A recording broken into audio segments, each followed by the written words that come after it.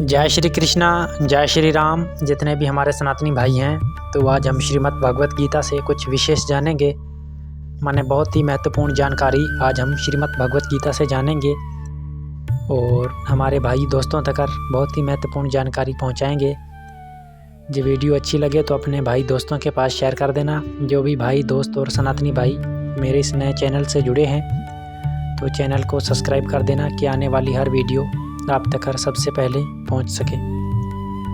तो अब हम शुरू करेंगे श्रीमद् भगवत गीता का 10वें अध्याय का श्लोक। तो वहाँ पर श्री कृष्ण भगवान ने बहुत ही महत्वपूर्ण जानकारी दी है, जो हमें जितने भी हमारे सनातनी भाई हैं और हमें पता होना चाहिए इस जानकारी के विषय में कि कैसे परमात्मा हर कण कण में है और अपने स्वरूप 10वें अध्याय में श्री कृष्ण भगवान ने विस्तार पूर्वक कहे हैं। स्वरूप मने अपने रूप हैं जो श्री कृष्ण भगवान ने विस्तार पूर्वक कहे हैं, क्योंकि ज़्यादातर हमें श्रीमद् भगवत गीता ही अध्ययन करना चाहिए। तो ये श्रीमद् भगवत गीता अध्याय 10 श्लोक नंबर 31। तो यहाँ पर श्री कृष्ण भगवान क्या कहते हैं? भावार्थ, मैं पवित्र करने वालों में वायु हूँ और शस्त्रधारियों में श्री राम हूँ और मछलियों में मैं मगर हूँ और नदियों में श्री भागीरथी गंगा हूँ। तो यहाँ पर श्री कृष्ण भगवान ने स्पष्ट कर दिया है। तो अब हम इस श्लोक को बहुत ही गहराई से समझेंगे। तो जितने भी हमारे सनातनी भाई इस चैनल से जुड़े हैं तो इसे विस्तार पूर्वक सुने और इसका आनंद लें। तो अब हम इसी ही श्लोक पर बहुत ही गहराई से चर्चा करेंगे, मन इसके मतलब को समझेंगे कि परमात्मा श्री कृष्ण भगवान ने क्या कहा है। तो प्रथम दो कड़ियाँ क्या आती है, यानी कि प्रथम जो लाइनें लिखी हुई हैं तो एक एक शब्द करके हम उसे समझने का प्रयास करेंगे, माने कोशिश करेंगे। तो प्रथम दो शब्द आते हैं भावार्थ, मैं पवित्र करने वालों में वायु हूँ। वायु से कहा जाता है हवा को। तो ज़्यादातर हमारी पाकिस्तान की भाषा है जिसे हवा ही हम कहते हैं और काफ़ी हमारे सनातनी भाई है जिसे वायु का पता नहीं है। तो श्री कृष्ण भगवान ने कहा मैं पवित्र करने वालों में वायु हूँ, शस्त्रधारियों में श्री राम हूँ। जिसने शस्त्र हाथ में लिया हो वो धनुष बाण, तो शस्त्रधारियों में मैं श्री राम हूँ और मछलियों में मैं मगरमच्छ हूँ। यानी कि जितनी भी मछलियाँ हैं उसमें सबसे बड़ा होता है मगरमच्छ।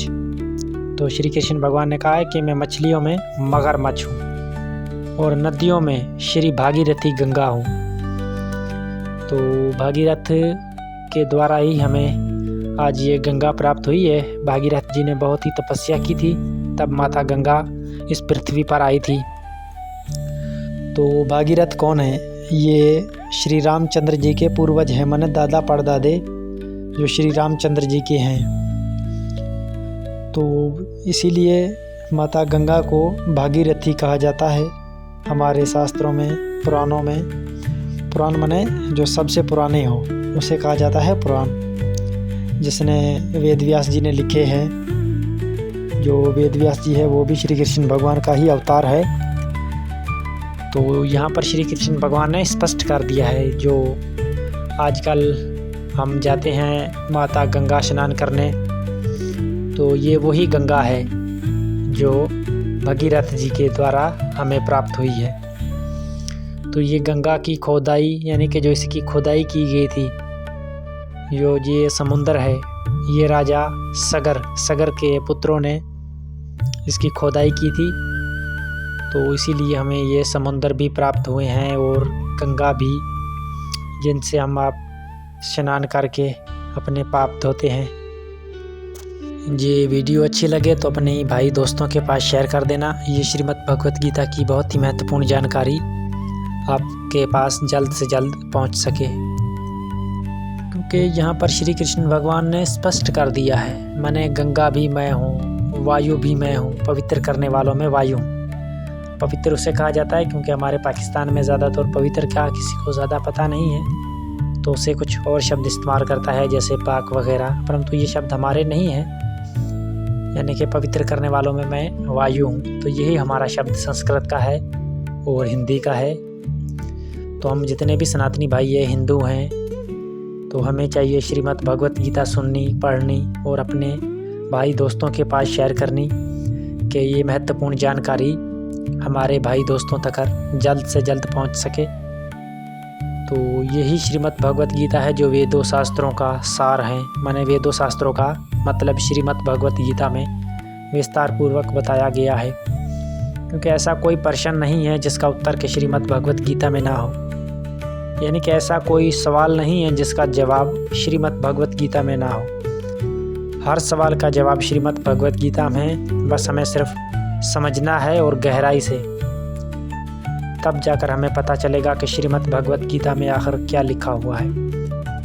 तो हम जितने भी सनातनी भाई हैं, चाहे किसी भी कंट्री में रहते हो, पाकिस्तान में हो, इंडिया में हो या अन्य किसी भी कंट्री में हो, तो हमें चाहिए श्रीमद् भगवत गीता सुननी, पढ़नी और अपने धर्म की प्रचार करनी, क्योंकि हम सनातनी हैं। सनातन उसे कहा जाता है जो सदा से है, सदा रहेगा। सनातन ही पुरातन है। तो इसीलिए हमें श्रीमद् भगवत गीता सुननी चाहिए, पढ़नी चाहिए। हमारे ग्रंथ तो बहुत हैं, जैसे 4 वेद, 6 शास्त्र, 108 उपनिषद, मनुस्मृतियाँ और वगैरह वगैरह बहुत से हैं।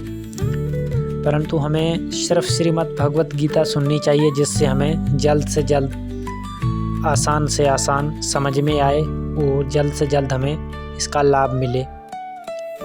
तो हमारे जितने भी सनातनी भाई हैं, तो उनसे मैं यही कहूँगा कि एक बार श्रीमद् भगवत गीता पढ़ें, सुनें और समझें और अपने भाई दोस्तों को भी सुनाएं। तो खैर आज के लिए इतना ही सही। तो हमारे जितने भी सनातनी भाई हैं उन तक मैं बहुत महत्वपूर्ण जानकारी ले आता रहूँगा। आप मेरे इस चैनल से नए जुड़े हैं तो आपका धन्यवाद, और आप इसको सब्सक्राइब कर देना कि आने वाली हर वीडियो आप तक पहुँच सके। बाकी हमारे जितने भी सनातनी भाई हैं, हिंदू भाई हैं, सब भाइयों को राधे राधे। जय श्री कृष्णा, जय श्री राम।